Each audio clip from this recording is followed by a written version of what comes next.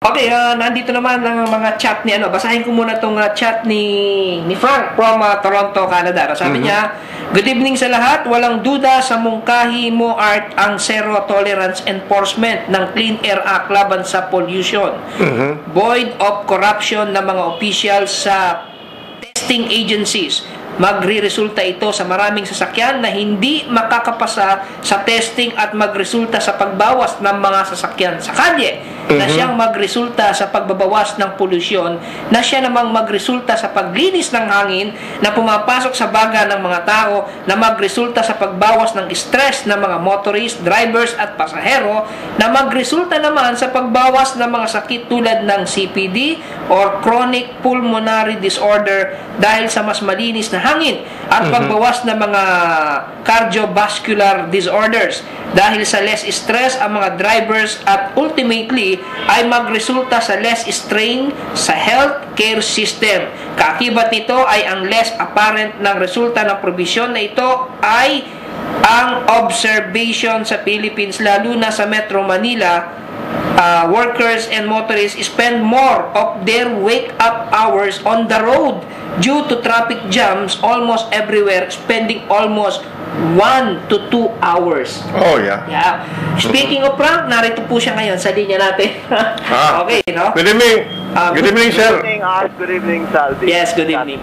Nakikinig. If I may continue that, spending almost 1/2 hour winding down before starting to work, and another 1/2 hour winding down again coming home after work. Oh. All in all, it is estimated that an average worker spends 3 hours in total fighting traffic to and from work.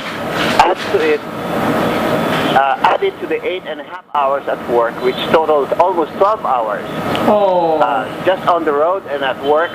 And add to that the 1.5 hours after wake up to take a bath and prepare for work, cook your food, resulting on very little time for rest and sleep. Resting time every day is average 6 hours. That ultimately results in very little or no quality time to spend with the family, because a worker is almost dead tired even to think of sleeping. Yeah.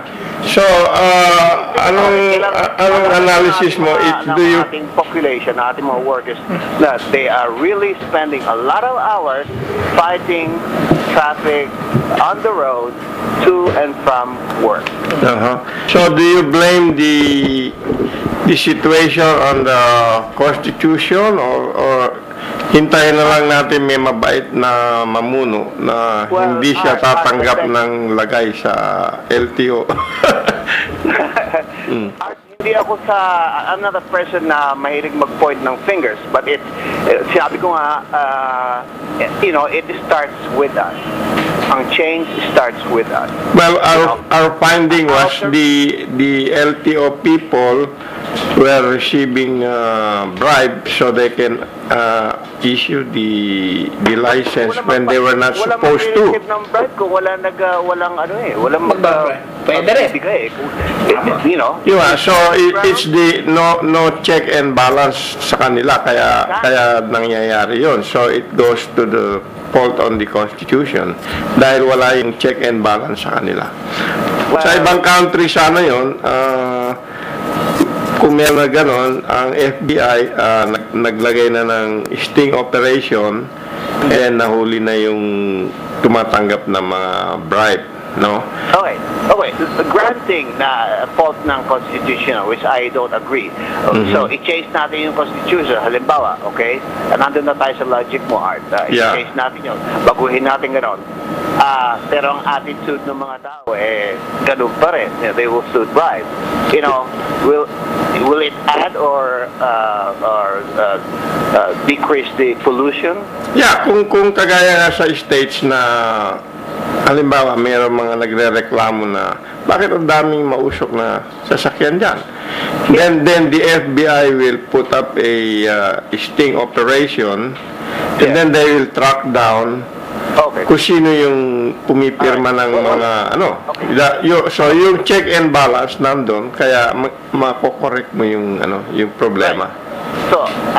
ibigay na natin example dito. Every 2 years, I have to go for clean air testing, right?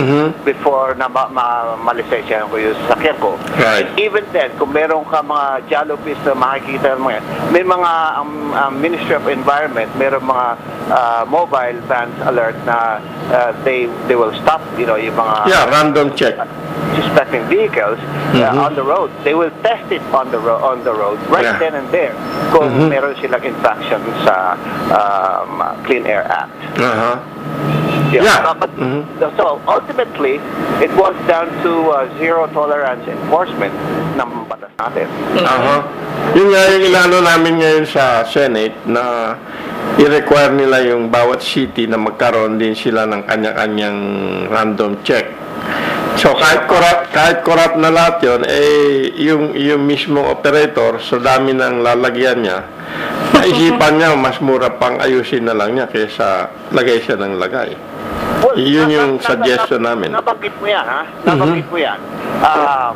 Pero yun hindi rin hindi na na-realize ng population natin. Na, nung mulis ako dyan more than 30 years ago, yung mga airing drivers, yung mga jeepney drivers, alam mo yun, pagka na sila nahuli, naguhulag mayroong box na ganyan yung police na during that time, before martial law, remember yung mga police na nakatayo doon sa, nagdidirect ng traffic. Pero silang box doon, inuhulog lang naman. Pero little did they know, kung sila ay nagpapatikit lang, sa bawat daan nila, bawat pulis na, hindi lang yun ang pulis na dinadaanan na nilalagyan,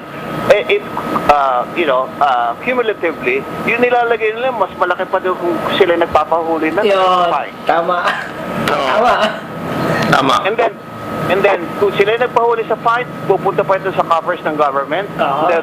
There'll be more salary for the teachers. Yes. Siya magdidisiplina sa mga ito, mga bata sila, at magtuturo ng kabutihan, ng magandang aral. Ang quality na education sa public school system ay eroded dahil nga wala ka makuha ang quality teachers dahil mababa ang sweldo. Kung merong mga smart na teachers, they go to the private system, mas malaki sweldo ron.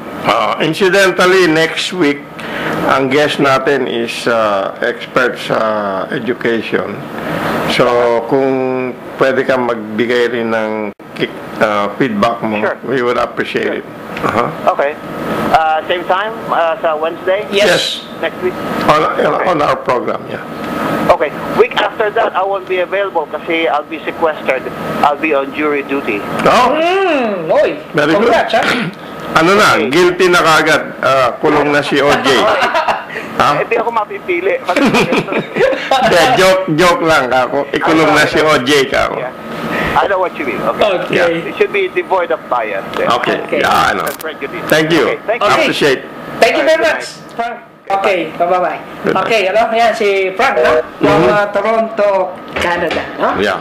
So, okay. So, anong masabi mo? Sabi ni Frank ay, yun na, mas maigi na magsimula rin sa mga sarili natin yung pagbabago, di ba? So, sabi nga ni Frank, dapat tigilin na rin ng mga tao yung pagbibigay ng bribe, no? Pero sabi mo nga, nakaugat pa rin sa Constitution yan dahil kahit na may nagbabribe, kung meron check and balance, tsak mahuhuli pa rin itong mga tumatanggap ng bribe. Right. Kasi gano'n sa states kaya na yun, dahil nga yung check and balance ng hiwalay na iba-ibang hiwalay na agency. Kaya kahit na check ng ibang agency kung may kalokohan yung isang